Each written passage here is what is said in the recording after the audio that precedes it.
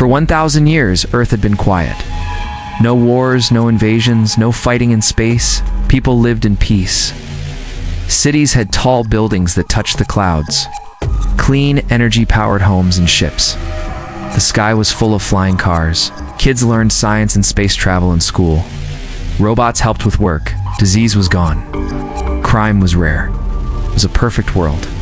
But far away, in a dark part of the galaxy, something old was waking up. The Varnok had slept for a long time. Their home planet was dry and broken. They were angry. They were hungry. Long ago, they had tried to take Earth. They lost. Earth fought back with fire and steel. The Varnok had never forgotten. Now, they were ready again. It built warships deep in space. Big, dark, and full of weapons. They planned to strike Earth hard and fast. Back on Earth, people were not ready for war. Most of them did not even think about it. They had never seen real soldiers. The only wars they knew were from old movies or history books.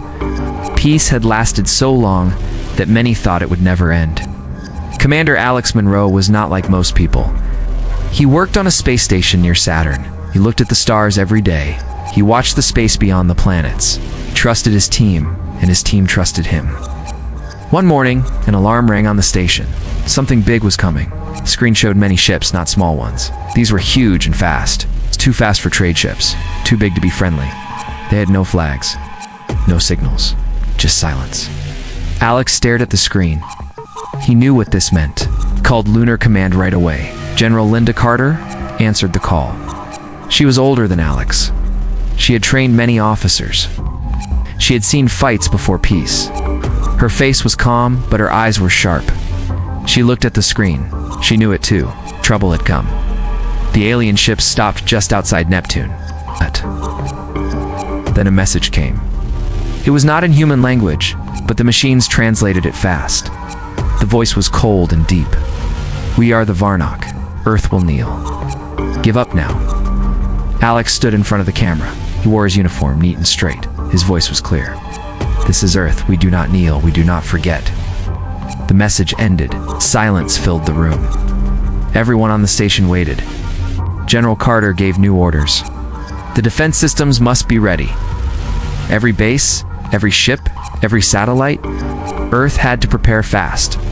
Even after 1,000 years, Earth had not thrown away its weapons. They were just hidden. Old plans came back. Old codes were opened. Peace had lasted, but it had not made Earth soft. In the cold space near Neptune, the Varnok watched. They believed Earth had grown weak. They thought humans had forgotten how to fight, but they were wrong. Back on Earth, people watched the news. The sky was still blue. The sun still rose. But something had changed. The peace they had known was no longer safe. Children asked questions. Parents gave strong answers. Schools played old history videos. People remembered old heroes. And somewhere deep under the ice in Antarctica, something clicked on. Lights came on in a dark room. Machines woke up. A voice. The Varnok ships stayed near Neptune for 2 days. They watched. They scanned. They waited. Then they moved closer. Slowly, but without stopping. The people of Earth saw it on the news. Every screen showed the same thing. Dark ships in the sky, getting closer each hour. In Lunar Command, General Linda Carter stood in the control room. She spoke to her officers. Her voice was calm. She told them to stay focused. They had one job now: protect Earth. Commander Alex Monroe stayed on the station near Saturn. He worked day and night. He checked every system. He gave orders. His crew trusted him. They knew he would not let them fall. Far below Earth, in Antarctica, the Aegis Protocol started its work. Walls opened to show hidden weapons. Long tunnels filled with light. Robots walked again. Drones flew out from deep silos. No one had seen this place in over 500 years, but now it was ready. Rachel Knox, the top leader of the Aegis team, stood in the center of the control room. She looked at the screens. Each screen showed a different weapon. Her face was serious. She turned to Chris Taylor, the lead engineer. "How long until we're battle ready?" she asked. "Less than 1 day," Chris said. "Everything is working." Rachel nodded. She pressed a button. Her message went to Lunar Command. Aegis is online. We are ready. General Carter smiled for the first time in days. She sent the order to activate global defense. Satellites in space turned toward the enemy. Railguns came out of mountains. Underwater subs moved into new paths. Earth was not asleep anymore. The Varnok did not wait. They sent a warning. Their voice came again. This is your last chance. Give up or be destroyed. Earth answered with silence. Then action. A defense drone near Uranus fired the first shot. A warning blast. It hit nothing, but it was loud. It said one thing. Earth will fight. The Varnok answered with a small attack. One ship fired a beam toward a mining station on a small moon. The station burned. No one was there. But the message was clear. They would strike. In Mars Colony Alpha, people ran to shelters. But they did not scream. They followed the drills. They had trained for this, even if they never thought it would happen. Commander Nora Blake stood in the control tower. She gave her orders quickly. Drones lifted into the sky. Defense turrets locked onto targets. The colony would not fall easily. Earth sent ships toward the Varnok line. Some were old, some were new. All of them were ready. Pilots sat in their seats. Hands on controls, eyes sharp. Many of them had never seen battle, but they had trained in simulators, in space, in storms. They were ready now. In the skies above, satellites picked up more movement. The Varnok had more ships, bigger ones. Ones that could destroy cities. But Earth had speed. It had plans. It had unity. Children watched from homes.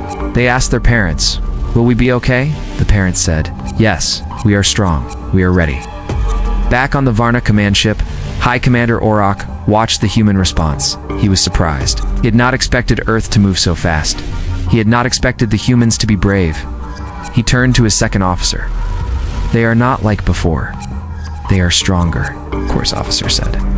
"Should we attack now?" Orak thought for a moment. "No, we wait. We watch. We learn. Then we strike where it hurts." But Earth was already learning too. And Earth would not wait forever. The first real battle was close. Everyone could feel it. In the deep ice of Antarctica, the hidden base of Aegis was fully awake. Lights blinked across giant halls. Machines moved on tracks. Robots lifted weapons and stacked them in place. This base was secret, built many years ago when Earth feared war would return one day. Now that day had come. Rachel Knox stood at the center of the command room. Her hands rested on the metal table. Green showed every part of the planet. She saw the skies over Mars, the ocean near Australia, and the dark space near Neptune. She gave orders calmly. Chris Taylor worked beside her. He checked the energy systems and the weapon lines. Everything was working. The team had trained in silence for years. They were ready, even if they had never fired a real shot. Chris looked at Rachel. "Shields are online. Drones are ready. Earth is armed." Rachel nodded. She sent a signal to Lunar Command. General Linda Carter received the message. She saw the report from Aegis and smiled. "Good," she said. "Now we show them we are not afraid." The Varnok moved closer. Their ships now floated between Neptune and Uranus. More ships joined the main fleet. They came from behind moons and dust clouds. They had waited in silence, hiding until the time was right. Now they formed a wall of steel and fire. Commander Alex Monroe watched from his station near Saturn. He had a clear view of the enemy, studied their movements. They flew in strange patterns. He knew this was a test. The Varnok wanted to see Earth's response. Alex did not wait, sent scout drones forward. Small and fast, they flew past the enemy ships. Some were shot down, some returned with data. The Varnok used heavy shields, strong armor, and strange weapons that Earth had not seen before. But they had one weakness. They were slow. Alex shared the data with Rachel and General Carter. Earth would need speed and smart plans. So old weapons would not win this war. They had to use everything. They had to use the mind. On Mars, Commander Nora Blake tested the railguns hidden in the red cliffs. Long silver tubes pointed toward the stars. When the order came, she fired one shot. It hit a piece of space rock far away. The rock shattered. The power was clear. The crew cheered.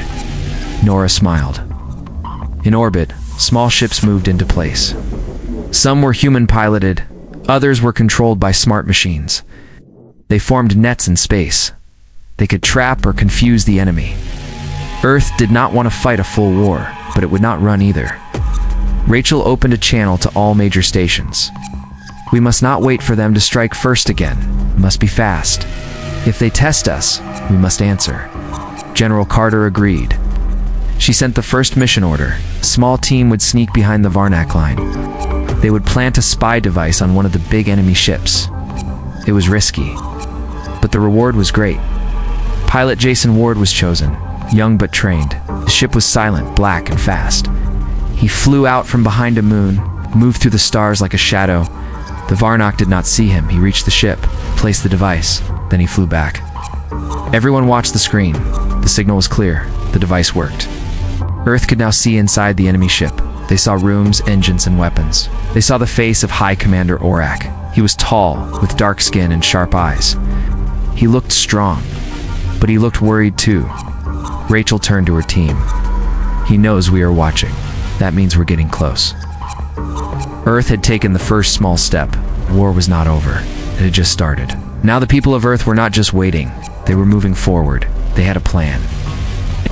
The Varnok did not wait anymore. They were done testing. They were done watching. Their ships moved fast toward Mars. It was the first full attack. No more warnings, no more words. In Mars Colony Alpha, red lights flashed. Sirens echoed through the air. People ran to the shelters, but they did not panic. They followed the drills they had practiced many times. Commander Nora Blake stood on the command deck. She looked at the screens. 5 enemy ships were coming. "Open the defense shields," she said. "Lock all gates. Bring drones online." Her team worked fast. Railguns turned toward the sky. Drones flew up from underground. They moved like a wave toward the enemy. Nora gave the signal. The sky lit up. Lasers and plasma beams crossed space. The Varnok ships fired heavy blasts. 2 drones exploded, but the others kept flying. They moved fast, too fast for the slow Varnok ships. The drones fired small, sharp bombs. One of the alien ships took a hit. Smoke came from its side. Nora's voice stayed calm. "Target their weak spots. Hit the same area again." Her team followed orders. Railguns fired from the cliffs. The ground shook. Another alien ship was hit. It turned away. The others moved closer. One Varnok ship fired a huge plasma beam. It hit the shield over Colony Alpha. The shield held, but lights flickered. Chris Taylor was watching from the Aegis base on Earth. He saw the power of the Varnok weapons. He sent a message to Rachel. "We need to upgrade the shields.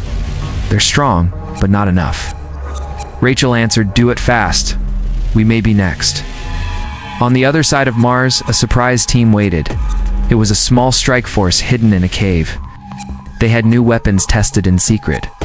Captain Maria Lopez led the team. She gave the order. "Fire the pulse cannon. Aim at the biggest ship." The pulse cannon was quiet for a moment. Then it flashed blue. The wave hit the Varnok ship. The lights on the enemy ship went dark. It stopped moving. The crew inside was still alive, but their ship was dead. The people in the colony cheered.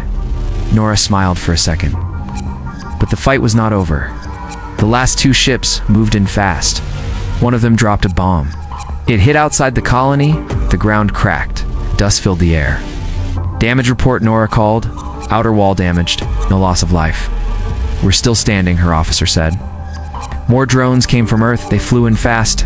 They joined the fight. Together with the Mars team, they pushed the last 2 Varnok ships back. The enemy turned and left. They had failed. General Linda Carter watched it all from Lunar Command. She spoke into the cum. "Good work, Mars. You held the line," Nora answered. "We'll be ready if they come again." On the Varnok side, High Commander Orak was not pleased. He looked at the report. 4 ships lost, 1 ship disabled. He stood in silence. His officers waited for his words. "They fight harder than we thought," he said. "Their minds are sharp. Their weapons are strange. But we will not stop." He gave a new order. "Call in the Second Fleet. Prepare the next wave. This time we crush their hope." But Earth had hope now. Real hope. They had faced the enemy and lived. People all over Earth saw the news. They did not feel fear. They felt pride. They felt ready. Children played games where they flew drones and saved Mars. Parents smiled. Soldiers trained harder. Engineers worked day and night. Peace was broken, but courage was awake. The next battle would be harder, but Earth would not run. On Jupiter's moon Europa, a white land of ice stretched in all directions. Beneath that ice, a human base stood hidden. It was quiet and cold. But now it had a new purpose. Europa was no longer a science outpost. It had become a trap. Captain Ryan Hill stood at the window looking up at the sky. He had been a pilot for many years. He had trained in deep space. Now he was leading a group of fast fighters. His mission was simple: defend Europa, hurt the enemy. The second Varnok fleet was on its way. This time, they brought heavier ships, stronger weapons. They believed Europa was weak. They thought it would fall fast. But Ryan and his team had a surprise waiting. The engineers on Europa had placed energy mines under the ice. The mines were connected to a smart system. If the Varnok ships came too close, the ice would break. The mines would rise and strike. Ryan called his team. Get ready. The moment they break orbit, we fly. Use speed, use the moon, use your mind. His pilots nodded. Their ships were small, but fast. They were painted white to blend in with Europa's surface. The enemy would not see them until it was too late. Above the moon, 5 Varnok ships appeared. They moved slow but steady. They scanned the area. They saw no big threat, just a frozen moon with old buildings. High Commander Orak had called Europa a soft target. He was wrong. Ryan gave the signal. The fighters launched. They rose from ice-covered holes and shot toward the enemy. At the same time, the energy mines lit up. The ice cracked loud like thunder. Blue light came from the ground. One Varnok ship took a direct hit. Its shields went down. The ship shook. Humans flew in fast. Ryan led the attack. He fired 2 sharp missiles at the weak spot. The enemy ship exploded. Fire spread across space. The other Varnok ships moved fast now. They fired back. One human ship was hit. It spun, burning. The pilot ejected just in time. A rescue drone picked him up. Ryan saw it happen. His face stayed calm. He had no time to stop. He turned his ship hard and flew under another Varnok ship. He placed a magnetic bomb, stuck to the hull. 5 seconds later, it exploded. That ship went dark. It drifted into Europa's gravity and crashed into the ice. The remaining enemy ships backed away. They had not expected this fight. From the ground, railguns fired one last time. Another ship took a hit and lost power. Now only one ship was left. The Varnok ship tried to run, but Earth had placed traps in space too. A web of small satellites surrounded Europa. They blocked escape paths. The ship had to fly through. The satellites hit it with short energy bursts. Not strong, but enough to slow it. Ryan's team chased it. They fired together. The last ship exploded in a bright light. Europa was safe, for now, and landed his ship back on the moon. He stepped out. He looked at the sky. He said nothing. But his team knew what he felt. They had won. News of the battle spread fast. People on Earth cheered. The Varnok were not winning. They were losing. And they were learning that humans were not soft, not weak, not slow. On the Varnok command ship, High Commander Orak watched the battle reports. His hands were tight, his eyes full of anger. Another fleet gone. More ships lost. His officer said, "Do we send the third wave?" Orak did not answer right away. He turned to the stars. They fight like they have nothing to lose. They adapt. They'll learn. He walked back to his seat. Prepare a new plan. One that breaks their spirit, not just their ships. But Earth's spirit was just getting stronger. Inside the largest Varnok ship, High Commander Orak walked across the dark metal floor. His officers stood still as he passed. No one spoke. The room was quiet. Only the sound of machines filled the air. Orak looked at the battle reports. He saw loss after loss. Earth had fought back harder than he thought. They had used speed, traps, and smart plans. His ships were stronger, but the humans were clever. They had not broken. They had become stronger after each attack. Orak stared at the screen showing Earth, blue and green. Small world, but full of fight. He turned to his second officer. Prepare the third fleet. But this time, we strike the heart. We hit them where they feel pain. The officer asked, "Where do we strike?" Orak answered, "Earth itself." The plan was simple. Send ships to attack Earth's cities, not just bases or colonies. Homes, families, and power plants. Make the people afraid. Make them weak. Then the leaders would beg for peace. That was the plan. But Earth had already learned, and they were watching. In Lunar Command, General Linda Carter got word of the Varnok's new movement. Drones had picked up the path of the Third Fleet and was heading straight for Earth. She called Commander Alex Monroe. His voice came through the screen. "We knew this was coming," he said. "Yes," she said. "Now we stop them." The Aegis base in Antarctica got the signal. Rachel Knox stood ready. Chris Taylor checked the systems. The Earth defense shield was now active. It had been built in secret under the ice. Now, it would protect the planet. Thousands of drones rose from underground silos. Railguns turned to the sky. Satellites moved into new positions. Sky above Earth became a wall. Third Varnok fleet arrived. They came fast. 10 ships, larger than before. They moved in from all sides. Over the Pacific Ocean, over Europe, over the deserts. Each one picked a city. One moved toward New York. Another aimed for Paris. One dropped toward Tokyo. People saw them in the sky. Bright lights, loud sounds. But they did not run. They had seen the news. They knew this day could come. They were ready. In New York, local defense units fired first. Drones flew from rooftops. Hidden railguns under bridges opened fire. People ran to safety, but others stayed to help. Some guided the injured. Some handed out supplies. Everyone had a role. Above the city, 2 enemy ships were hit hard. One crashed into the ocean. The other turned away, smoking.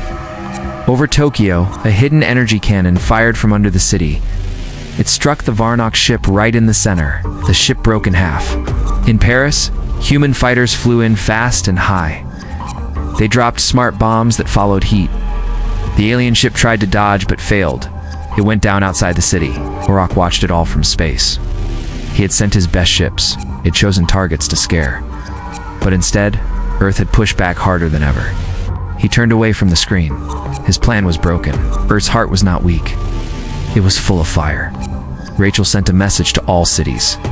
"Stand strong. We are winning. Do not let fear enter your heart." General Carter smiled as she watched the defense work. She spoke to the people. "You are brave. You are united. We'll protect our world." Back on the ground, children looked up at the sky, and the ships were gone now. Only smoke trails and broken parts remained. The people cheered. The Varnok had tried to break the spirit of Earth, but they had done the opposite. They had made it stronger. And now, Earth was ready to fight back. Not just to defend, but to end the threat. Once and for all, the final battle was near. Earth had stopped 3 attacks. The people had fought with courage. The cities had stood strong. But the Varnok were not finished. High Commander Orak still had one last fleet. It was the biggest one, and he was ready to use it. Orak sat in his dark ship, looking at the map of Earth. He was angry, but also careful now. He had seen the power of humans. He had seen their speed, their minds, and their unity. He knew this last attack had to break them fully, or it would be the end of the Varnok. He gave the order. All ships, move to the asteroid belt. We fight them in deep space. We draw them away from their home. It was a trap. He wanted Earth to bring their full force. He would wait for them behind rocks and dust. He would hit them hard and fast. But Earth had also learned, and they were ready. General Linda Carter spoke with Rachel Knox and Commander Alex Monroe. The 3 leaders looked at the enemy plan. They had picked up the signal from a captured ship. They knew it was a trap. "We go anyway," said General Carter, "but we go smart." Rachel smiled. "We will turn their trap into their end." Commander Alex nodded. "Spring all ships. All units, this is the last stand." Earth sent everything. Fighters, drones, battle cruisers, and stealth ships. All moved toward the asteroid belt. It was silent there, full of floating rocks and old machines. But now, it would become the place where history would change. The human fleet reached the edge, stopped and waited. Hidden drones moved first. They flew between the rocks and found the Varnok fleet. The enemy was hiding just as Earth had guessed. Alex gave the signal. Now, the human fleet split into 3 parts. One from the front, one from above, one from below. The enemy did not expect this. The trap was broken before it began. Laser fire lit up the dark space. Missiles flew across the belt. Ships spun and turned. It was the biggest battle since the war began. Captain Ryan Hill led the fighters. The ship moved fast between enemy guns. He took out one Varnok ship by flying close and planting a charge. His team followed and cleared the path. On the other side, Rachel Knox sent a new kind of drone. These drones used light and heat to confuse enemy sensors. The Varnok ships fired in the wrong direction. Earth took the lead. Commander Alex flew on the Horizon Dawn, the biggest Earth ship. He aimed at the Varnok command ship. The battle there was hard, but Earth had better speed and better minds. Inside the Varnok ship, Orak felt the end coming. He had lost many ships. His second officer said, "We must retreat." Orak stood tall. "No, we faced them. One last time." But Earth was already inside his ship. A team of soldiers had landed during the fight. They moved fast and reached the control room. Orak turned. He saw the humans. He did not fight. He raised his hand. "You have one," he said. "We will leave. We will not return." The humans did not shoot. They took him as a prisoner. War was over. Back on Earth, people saw the news. The sky was quiet. The stars were safe. They cheered. They cried. They hugged their families. General Carter spoke on every screen. "We did not start this war, but we finished it together." Rachel Knox added, "Peace is not weakness. It is strength when we choose it." And Alex Monroe said, "Let this be a message. Earth does not bow. Earth stands." The galaxy watched. Other alien races saw what humans could do. They had not just survived. They had won with power, with planning, and with heart. The age of fear was over. The age of respect had begun.